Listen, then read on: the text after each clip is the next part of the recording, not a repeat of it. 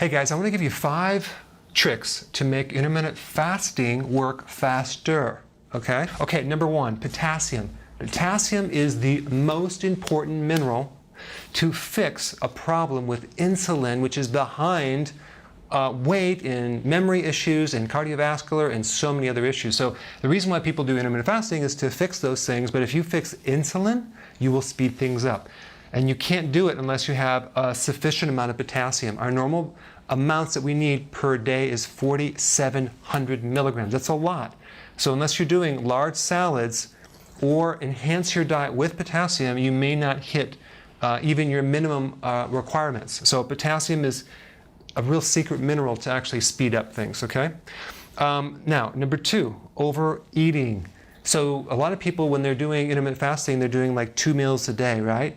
And then what happens is they gorge themselves so much, they stuff themselves because they have this idea that, oh my gosh, I'm not going to be able to eat, I'm only going to eat one more. It's kind of like a survival mode.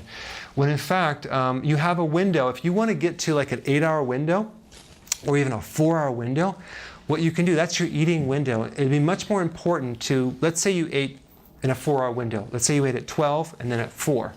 Okay, so you just can't seem to get enough of that food in there to keep your calories high enough, right? So what you do is, and this is what I do sometimes, is I'll have right in the middle between 12 and 4, like at 2, I'll consume most of my salad and greens. So that way I have time to digest it until I eat another meal.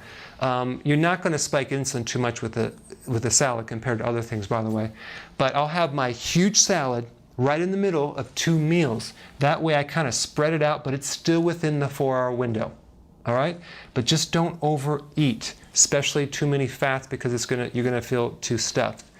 But in the beginning, as you're transitioning over, you do need to add a little bit more fat until you fully adapted to the point where you can switch to your own body fat and be more sustained rather than consume fat to be sustained between the meals, okay?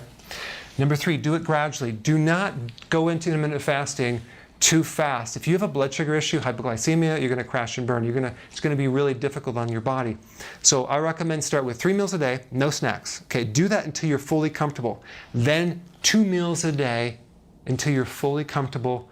And then what will happen, you can squish those 2 meals in within a 4-hour period of time. So let's say you get up and you eat at 10 o'clock in the morning, and then you eat at like 6. And then what you'll do over time, when you get comfortable, then you'll eat at 5, and then you'll start at night, and then in the morning you'll switch it to 11 o'clock in the morning, and then eventually 12, and then push it down to 4. So you can start to decrease the time, the window of eating, and enhance the fasting time, but you have to do it at your own pace. Do it until you're comfortable, until your body says, okay, I can push it a little bit longer, versus trying to force it on your body, because as soon as it doesn't work, you're going to give up and you're going to have blood sugar issues. When you're having blood sugar issues, you're adding more stress, more cortisol, more insulin. Number 4, extra sleep. You ever notice when you're stressed and tired, you tend to be more hungry? Cortisol increases by 50% if you're not sleeping. And that's going to raise insulin and knock you out of fat burning. So you want to get extra sleep. If you have to take a nap, that's fine, but you want to make sure you get at least 7 to 8 hours of sleep, okay?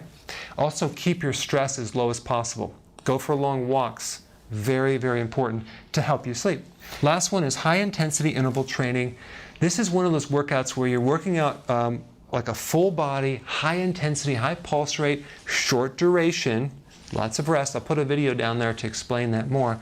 But this type of exercise, if you add this to intermittent fasting, you can really increase growth hormone, anti-aging, fat burning, everything. But the key is make it high intensity, short duration, lots of rest. So make it twice a week or 3 times a week, or even once a week, making sure you have a lot of recovery in between, because this can make everything work even better. Just make sure you do your workout just after your last meal, or just before your last meal, or during your window of eating, so that way you don't drop your blood sugars too low if you do it on like completely no food in early mornings, okay? So those are the 5 tweaks to enhance the progress to make this go faster. Thanks for watching. Hey guys, a quick survey question. I want to know what topic you would like me to do a video on. So each week I'm coming up with different types of videos, but I would rather have you tell me what you're interested in. So I put a link down below. Please fill it out.